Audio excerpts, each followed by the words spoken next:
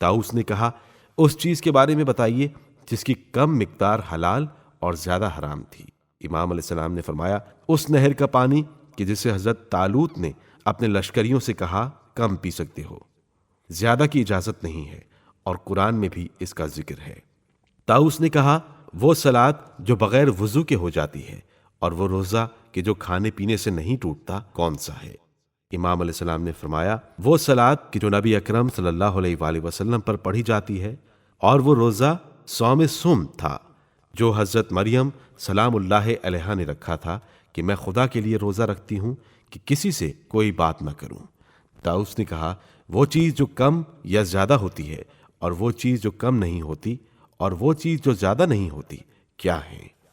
امام علیہ السلام نے فرمایا وہ چیز جو کم یا زیادہ ہوتی ہے وہ چاند ہے، اور وہ چیز جو کم نہیں ہوتی وہ سمندر کا پانی ہے، اور وہ چیز جو زیادہ نہیں ہوتی انسان کی عمر ہے۔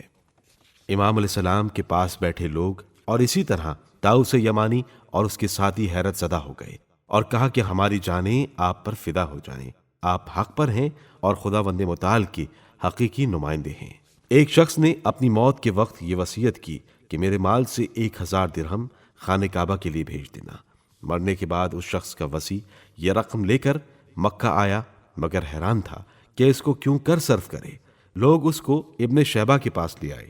اس نے کہا تم یہ رقم ہمیں دے دو، تم بری ذمہ ہو جاؤ گے۔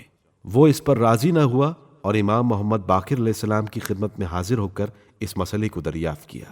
فرمایا خانہ کعبہ اس رقم کا محتاج نہیں، بلکہ ایسے حاجیوں کو تلاش کرو جن کے پاس زیادہ راہ یا سواری نہ ہو اور وہ اپنے گھر تک نہ پہنچ سکتے ہوں، بس یہ رقم ان کو دینا چاہیے۔ ایک دن ابو خالد کابلی نے حضرت امام محمد باقر علیہ السلام سے پوچھا کہ اس آیت فآمنوا باللہ ورسولہ والنور الذی انزلنا، لہٰذا اللہ اور اس کے رسول پر اور اس نور پر جو ہم نے نازل کیا ہے ایمان لے آؤ میں نور سے کیا مراد ہے؟ امام علیہ السلام نے فرمایا اس سے مراد ہم ائمہ ہیں، اور خدا کی قسم ہم ہی نور خدا ہیں، جیسا کہ اس آیت میں ذکر ہے اللہ نور السماوات والارض، اللہ آسمانوں اور زمین کا نور ہے۔ پھر آپ علیہ السلام نے فرمایا جب آیت یوم ندعو کل اناس بامامہم، قیامت کے دن ہم ہر گروہ کو اس کے پیشوا کے ساتھ بلائیں گے، نازل ہوئی تو لوگوں نے حضرت رسول خدا صلی اللہ علیہ وآلہ وسلم سے پوچھا کیا آپ تمام لوگوں کے امام نہیں ہیں؟ فرمایا میں لوگوں کے لیے تا قیامت رسول ہوں، لیکن میری اولاد میں سے امام ہوں گے جو میری طرح خدا کی طرف سے معین ہوں گے، لیکن زمانے کے گمراہ لوگ ان کو جھوٹا سمجھیں گے اور ان پر اور ان کے پیروکاروں پر ظلم کریں گے۔ بس وہی مجھ سے ہیں، وہی میرے ساتھ ہیں، وہی روز قیامت بہشت میں میرے ساتھ ہوں گے، اور جن لوگوں نے ان پر یا ان کے پیروکاروں پر ظلم کیا ہوگا وہ مجھ سے جدا رہیں گے۔ ایک عیسائی پادری نے ایک بار امام محمد باقر علیہ السلام سے یہ سوالات کیے۔ پادری نے کہا سچا مسلمان کون ہے؟ امام علیہ السلام نے فرمایا جس کی زبان سے مومنین محفوظ رہیں۔ پادری نے کہا کون سی عادات میں سب سے بہتر ہے؟ امام علیہ السلام نے فرمایا صبر۔ پادری نے کہا کون مومن زیادہ کامل ہے؟ امام علیہ السلام نے فرمایا جس کا خلق سب سے اچھا ہو۔ پادری نے کہا کون سا جہاد سب سے بہتر ہے؟ امام علیہ السلام نے فرمایا جس میں مجاہد کا خون بہے۔